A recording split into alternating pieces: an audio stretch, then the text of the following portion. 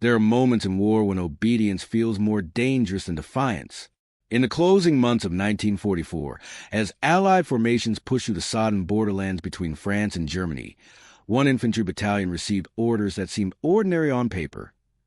Withdraw 3 miles to shorten the line, consolidate with adjacent units, and prepare for renewed advance. The ground they were leaving behind was described as tactically insignificant, a patchwork of winter fields, a shallow ridge, and a village whose church spire had long since collapsed into its own nave. Yet for the officer commanding B Company, the order carried a weight he could not easily explain. For nearly 6 weeks, his men had occupied that sector, living in shallow foxholes carved into frozen soil in barns that smelled of damp straw and cordite. They had watched the enemy's routines from across a narrow stream that cut through the valley. German patrols moved with predictable caution at dusk. Supply wagons creaked along the tree line every second morning. Mortar fire, when it came, followed a familiar rhythm, harassing, not probing. It was a quiet front by the standards of the Western Front's final winter, but quiet had its own language, and he had learned to listen to it. The retreat order arrived just before dawn, carried forward by a dispatch rider whose motorcycle tires left in black tracks in the frost. Higher command believed the line was overstretched. Fuel shortages and overextended supply routes demanded consolidation. Intelligence suggested the enemy opposite them was depleted and unlikely to mount serious resistance. The battalion would fall back to a secondary defensive position along a broader ridge, where artillery support was more reliable and armored units could maneuver with greater freedom. It was, in every formal sense, a prudent decision. He gathered the platoon leaders inside the shell of what had once been the village schoolhouse. A map was spread across a desk scarred by shrapnel. The men listened as he relayed the instructions, his voice steady, his tone measured. There was no protest. The soldiers had grown accustomed to movement. Advance, dig in, withdraw, repeat. The war in its final phase had become fluid, a grinding forward motion punctuated by sudden shifts. They began packing equipment with the quiet efficiency of experience. Ammunition crates were sealed. Field radios were dismantled. The wounded, those who could be moved, were loaded onto canvas stretchers. Yet as the morning light spread thinly across the valley, he walked alone to the forward observation post one last time.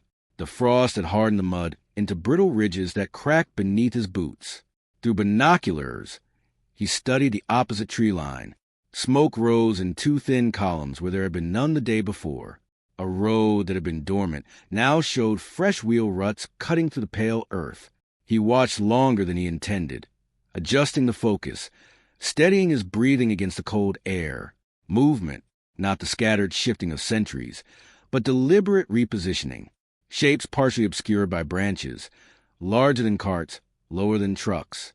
He counted intervals between glimpses, estimating spacing, imagining formations beyond his sight line. It was not enough to contradict the intelligence reports, but it unsettled him. The Germans had not shown strength in weeks. Why now?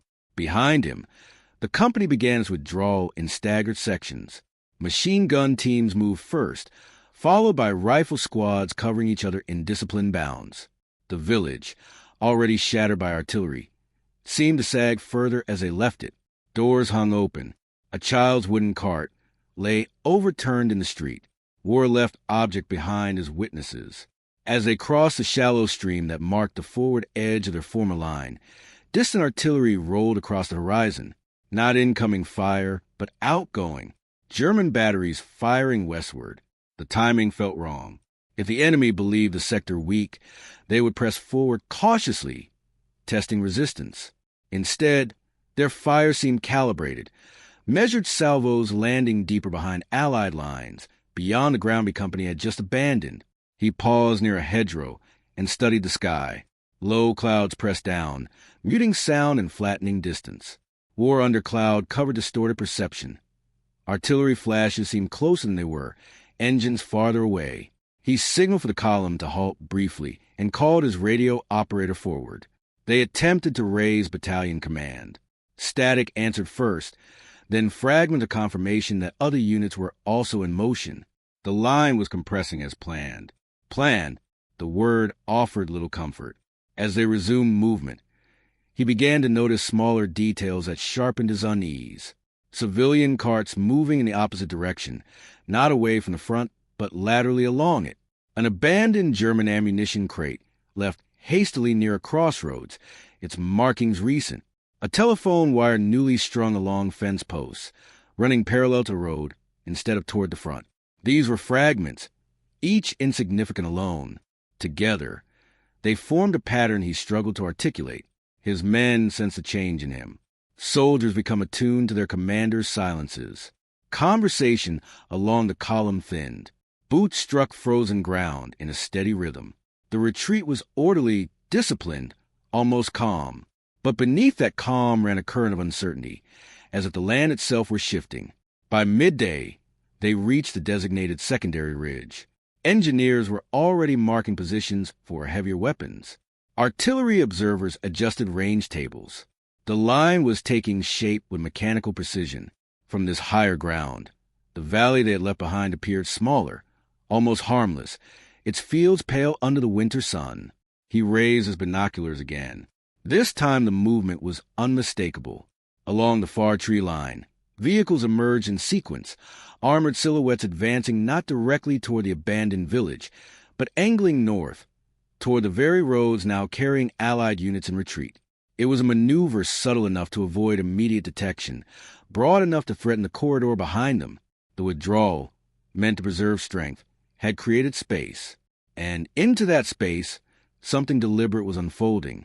He lowered the binoculars slowly, the cold biting into his gloved fingers. Around him, men dug into frozen soil, unaware that the ground they had surrendered might already be part of a larger design. He felt the weight of the order in his pocket, folded neatly beside his map. Obedience would mean continuing consolidation, trusting that higher command possessed a clearer picture. But the view from this ridge suggested that the enemy was not simply yielding ground. They were repositioning for something else entirely. By late afternoon, the ridge had begun to resemble a new front, though no one spoke of it that way. Engineers hammered stakes into frozen earth, stringing wire through numb fingers. Machine gun crews aligned their tripod with mechanical patience, sighting in arcs of fire that cut across the valley floor. From a distance, it appeared orderly, almost methodical, as if the war had agreed to pause long enough for both sides to rearrange themselves. Yet beneath that appearance, fragments of information were arriving with increasing frequency, each one small, each one difficult to ignore. The first report concerned a bridge 5 miles to the north. It had been scheduled for demolition only if enemy armor broke through the forward screen. Instead, it had been blown at midday on the authority of a local commander who believed German reconnaissance units were already probing the far bank. The explosion severed one of the designated withdrawal routes for 2 battalions still moving west. No one could confirm whether the threat had been real or imagined. What mattered was timing. The destruction forced traffic onto secondary roads that were narrower, poorly mapped, and now congested with vehicles and refugees. Then came word that civilian carts and wagons were streaming laterally across the Allied rear, rather than away from the fighting. Farmers abandoned fields not in panic, but with quiet urgency, as though warned. Military police struggled to keep supply trucks moving through intersections where ox-drawn wagons stalled in the cold. The officer listened to these accounts over the field telephone, his responses measured, his questions precise. He asked about direction, speed, markings on abandoned equipment. He asked whether German artillery had shifted its pattern since morning. It had. Battery fire that once harassed the ridge now landed deeper, striking road junctions and wooded corridors that Allied columns were using to reposition. The accuracy was not overwhelming, but it was deliberate. Shells fell in sequences that suggested observation rather than guesswork. An ammunition dump, hastily established the previous night, was bracketed within 3 salvos.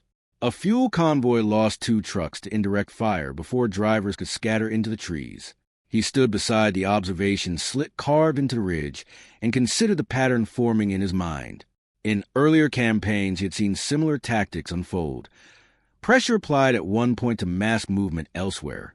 The enemy would allow a line to contract, even encourage it, then exploit the very space created by retreat.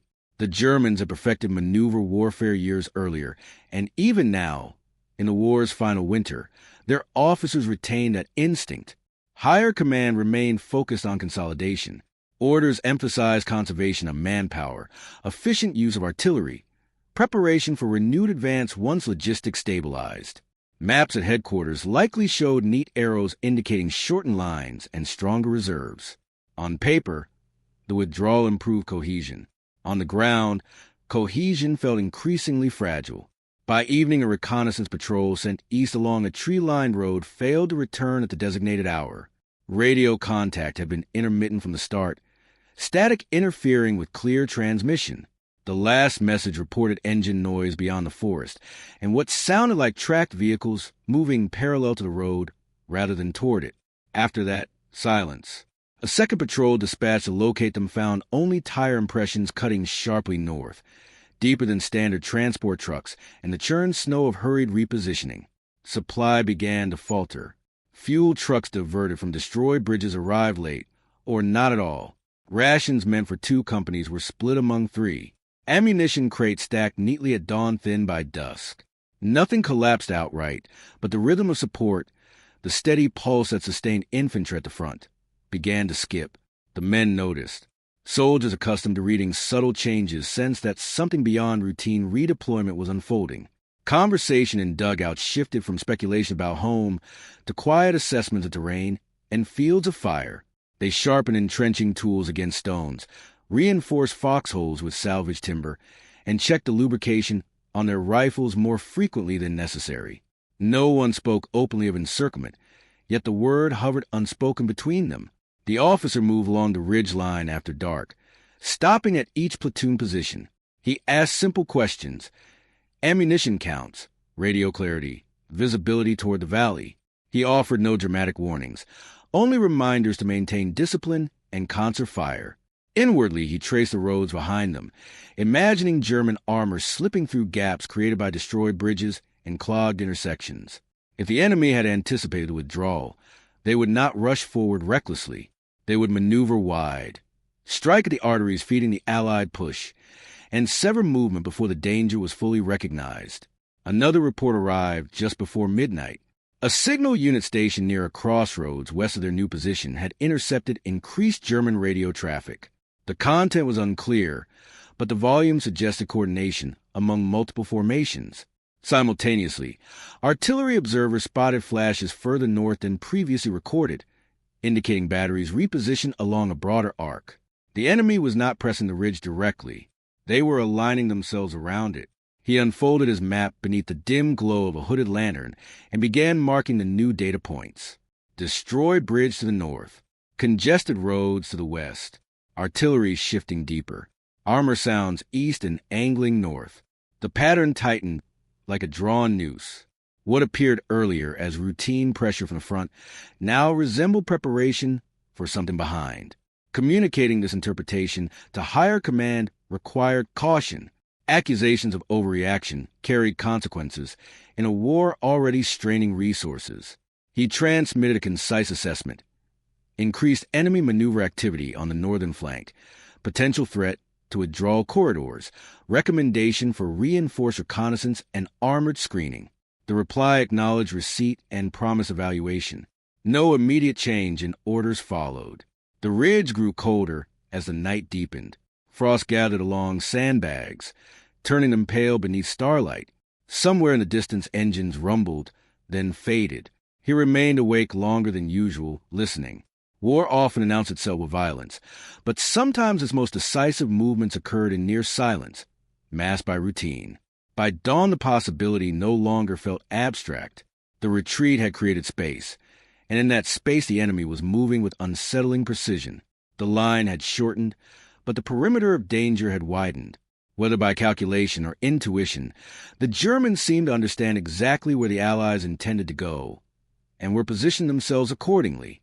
The confirmation arrived shortly after first light, carried not in urgency, but in the exhaustive voice of a reconnaissance sergeant who had crawled the final 100 yards back to friendly lines. His uniform was stiff with frost and mud, his hands trembling less from cold than from what he had seen.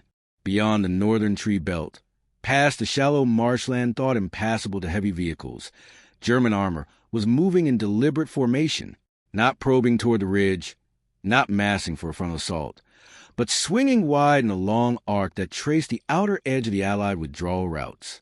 The officer listened without interruption, asking only for distances, headings, and estimated numbers. The sergeant described tracked vehicles advancing in staggered intervals, infantry riding low behind them, engineers clearing obstacles that would have slowed an ordinary push. It was not a raid.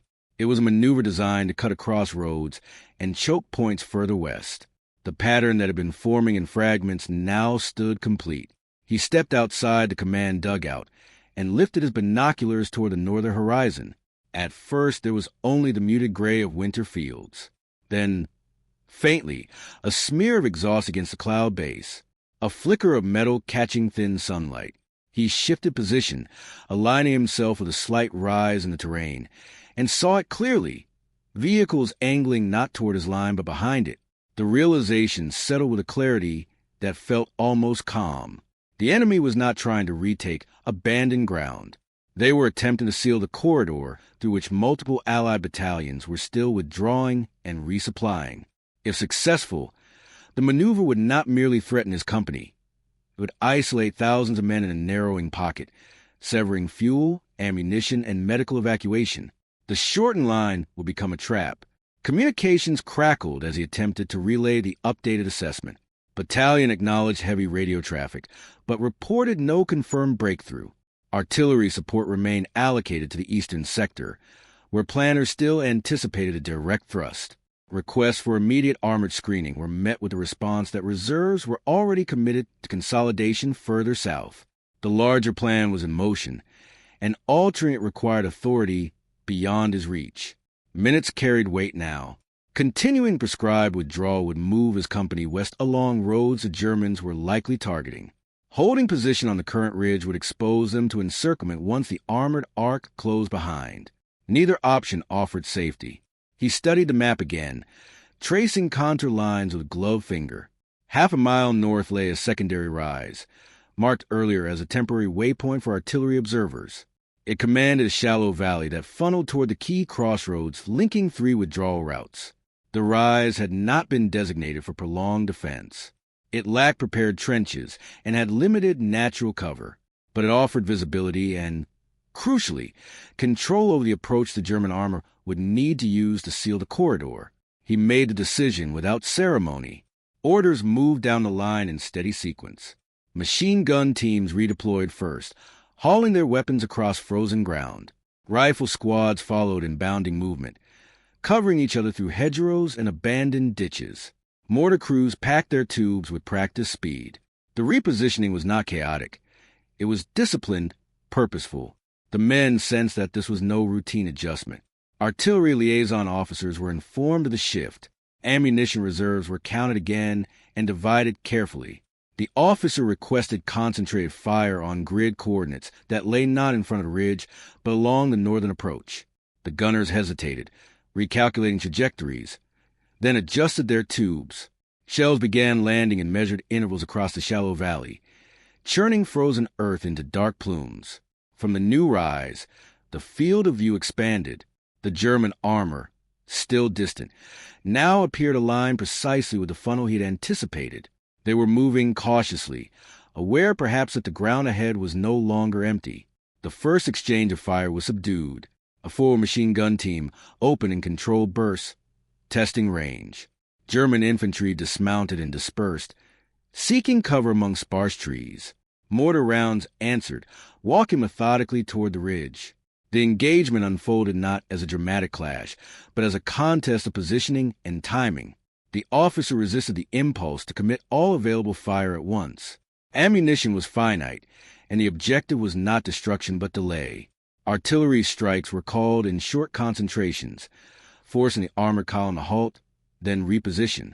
Anti-tank teams waited until vehicles exposed their flanks while maneuvering through uneven ground. When they fired, they did so with deliberate economy. German return fire intensified, shells striking the forward slope of the rise and showering defenders with dirt and splintered timber. Casualties occurred, but the line held. Smoke drifted low across the valley, mingling with exhaust and winter mist. The enemy advance slowed perceptibly as commanders recalculated under unexpected resistance. Behind the ridge, Allied columns continued to move west. Fuel trucks, ambulances, and infantry companies passed through the crossroads that remained, for the moment, unsecured by German armor. The delay imposed by the ridge defense disrupted the precise timing required to complete the encirclement. Each halted tank, each forced detour, stretched the enemy's maneuver thinner. By late afternoon, the German column began to angle further north, seeking an alternative route less contested. The opportunity to seal the corridor in a single decisive sweep had narrowed. Allied armor reserves, finally alerted to the scale of the threat, began repositioning to reinforce the crossroads from the west. What might have become a clean encirclement now risked evolving into a prolonged engagement the Germans could ill afford. As dusk approached, firing diminished the sporadic exchanges. The ridge remained scarred but intact. The officer surveyed the valley through smoke-streaked air, aware that his company had not won a battle in conventional sense. They had not shattered an enemy formation or reclaimed dramatic ground. Instead, they had altered timing. They had inserted resistance at a critical hinge point, forcing a maneuver designed for precision to lose coherence. The corridor behind them remained open, not secure, not beyond danger, but open. And in the calculus of maneuver warfare, that difference carried consequences measured far beyond the narrow rise they now occupied. Morning came without ceremony, a pale wash of light spreading across the scarred ridge where B Company had dug itself into frozen earth. The valley below lay quiet for a brief interval, smoke lingering in low folds of ground where artillery had churned the soil the previous day. The officer moved along the line, stepping over spent casings and shattered branches, pausing at each position to check ammunition counts personally. The men's faces were gray with exhaustion, their eyes rimmed red from cold wind and sleeplessness. No one needed to be told what their task was. They were not holding ground for its own sake. They were holding time. German movement resumed mid-morning, cautious at first. Infantry probed the edges of the valley, testing fields of fire, measuring response. When the first armored vehicle edged into view, it did so behind a screen of suppressing mortar rounds that walked steadily up the slope. Dirt and splinters erupted along the forward trench line. A machine gun crew to the left held its fire until the vehicle presented its flank while navigating a shallow depression. One controlled burst struck, accompanying infantry. An anti-tank team waited 3 more seconds before firing. The round connected with a muted concussion, smoke venting from a vehicle's rear. There was no cheer, no visible surge of triumph. The men simply reset their sights and waited for the next target. The officer rationed artillery support with deliberate restraint. Higher command, now fully aware of the northern maneuver, had begun shifting guns westward, but the process was slow and ammunition scarce. Each fire mission had to matter. He called for short, concentrated strikes not on the lead elements but along the routes behind them, forcing the German column to halt, compress, and reconsider its axis. The objective remained unchanged: disrupt timing, stretch coordination, deny momentum. Casualties mounted steadily. A mortar round collapsed a section of trench near the center of the line, burying 2 men before they could be pulled clear. A medic worked in the open under intermittent fire, his gloves dark with blood against the frost. Stretcher teams moved only when smoke provided concealment. The wounded were carried downslope toward a shallow gully where evacuation jeeps waited with engines idling, prepared to dash west a long road still tenuously open. By midday ammunition, reports grew thin. Riflemen counted remaining clips aloud before sliding them into pockets. Machine gun belts were cut and redistributed to balance supply across positions. The officer adjusted sectors of fire, narrowing arcs to conserve rounds. He walked upright only when necessary, aware that visibility, not bravado, sustained morale. The men watched him move deliberately between foxholes, stopping to rest a hand on his shoulder, to give a quiet instruction, to confirm a range estimate. Discipline held because it was modeled in the valley.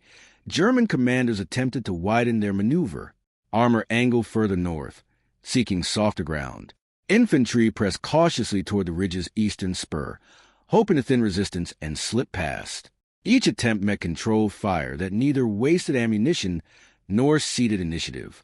The ridge functioned less as a wall than as a hinge, pivoting fire toward whichever point threatened the corridor most. Behind them, The broader Allied withdrawal accelerated. Columns that might have stalled at the crossroads now cleared it in steady sequence. Fuel trucks rumbled westward. Artillery batteries limbered and repositioned beyond immediate danger. Signals units re-established communication nodes further back. What had been vulnerable minutes earlier began to regain structure. Reports filtering confirmed that multiple battalions had passed through the narrowing gap before German armor could seal it. The most critical hours stretched into early afternoon. German artillery intensified, targeting the ridge with heavier calibers that shook earth and bone alike. One shell struck near the command position, shattering the field telephone and throwing the officer against the trench wall. For a moment the world narrowed to ringing silence. He rose slowly, steadied by two sergeants, and resumed issuing orders through a backup radio set already hissing with static. The line absorbed the shock and continued firing in measured bursts. Reinforcements arrived not as a dramatic relief, but as a gradual thickening of resistance. A platoon from a neighboring battalion moved into position on the western slope, extending fields of fire toward the crossroads. Later, two self-propelled guns crested a distant rise and began engaging German armor at longer range. Their presence shifted the balance subtly but decisively. The enemy advance, already delayed and stretched, now faced converging resistance from west and south. By late afternoon, German movement slowed to scattered probes rather than coordinated thrusts. Smoke hung heavy over the valley, and the churned ground bore the marks of halted ambition. The encirclement, precise in conception, had lost the timing required to close cleanly. Allied forces west of the ridge consolidated into a more defensible arc, sealing the very corridor that had nearly become a trap. As daylight faded, firing diminished to isolated exchanges. The officer surveyed what remained of his line. Trenches were deeper, not by design but by impact. Sandbags lay torn open. The men moved with the stiff, careful motions of those who have reached the edge of endurance and stepped just beyond it. Casualty figures were recorded quietly, without embellishment. Each name carried weight. Each absence fell along the trench. Night settled over a corridor that remained open, not pristine, not untouched, but intact enough to allow the Allied force to regroup and continue its broader advance in the days that followed. The ridge they had defended would likely be abandoned soon, its tactical value diminishing as the line stabilized further west. The ground for a surrender, then contested, would fade into maps as another minor contour in a campaign measured by larger cities and rivers. The officer understood this with clarity. His decision to hold had not altered the trajectory of the war. It had not shattered an enemy army or rewritten strategic doctrine. What it had done was prevent a localized collapse at a moment when momentum mattered. By refusing to follow orders blindly, by interpreting the landscape rather than the paper alone, he had preserved the cohesion of units that would fight again elsewhere. In the aftermath, reports would reduce the engagement to a brief notation. Enemy maneuver disrupted, corridor maintained, casualties sustained. The ridge would return to silence, scarred but unremarkable. Yet for the men who had stood there, and for the hundreds who passed safely through the narrowing gap behind them, the decision to turn and hold became the quiet hinge upon which their survival had depended.